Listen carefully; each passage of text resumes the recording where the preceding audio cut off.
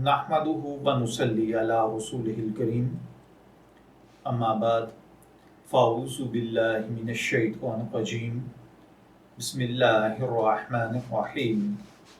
अस्सलामु अलैकुम dear viewers, आपके फेवरेट इंफॉर्मेटिव चैनल फतवा ऑनलाइन से मैं हूँ शब्बीर अहमद।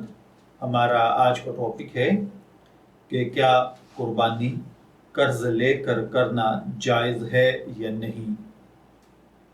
देखिए भाइयों और बहनों, अल्लाह ताला ने कुरान पाक में फरमाया है, बिस्मिल्लाहिर्रहमानिर्रहीम, ला युकल्लिफुल्लाहु नफ्सन इल्ला वुसअहा, जिसका मफ़हूम है कि अल्लाह ताला किसी शख्स को मुकल्लफ नहीं बनाता मगर उसी का जो उसकी ताकत में हो। यानी अगर किसी भाई बहन पर कुर्बानी वाजिब नहीं है तो उस पर कर्ज लेकर कुर्बानी करने की ज़रूरत नहीं है, क्योंकि शरीयत मुहम्मद सल्लल्लाहु अलैहि वसल्लम इंसानों को ऐसी चीज़ का मुकल्लफ नहीं बनाती जो इसके दायरे इख्तियार से बाहर हो।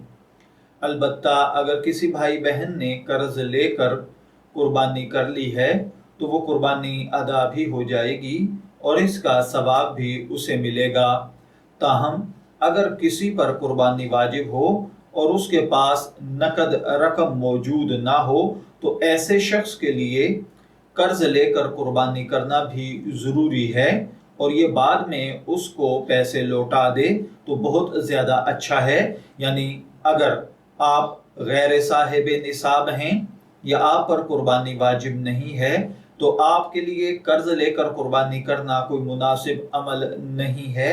अगर कर दी तो कुर्बानी हो जाएगी, लेकिन अगर किसी पर कुर्बानी वाजिब है और उसके पास अगर नकद माल नकद रकम मौजूद नहीं है तो ऐसा शख्स कर्ज लेकर भी कुर्बानी करेगा। मैं दुआगो हूँ कि अल्लाह ताला हमें इन बातों को समझकर इनके मुताबिक अमल करने की तौफीक अता फरमाए। शब्बीर अहमद को इजाज़त दीजिए, फिर हाजिर होंगे किसी नए टॉपिक के साथ। तब तक के लिए अल्लाह हाफिज़।